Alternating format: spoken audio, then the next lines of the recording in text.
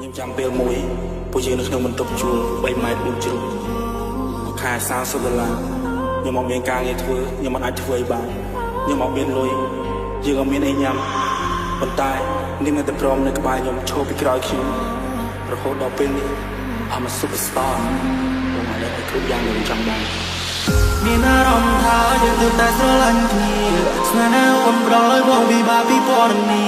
ស្នេហ៍ខ្ញុំខំនៅក្តីសង្ឃឹមគ្រប់ពេលវេលាបងដល់ចិនពីមួយស្នេហ៍អូន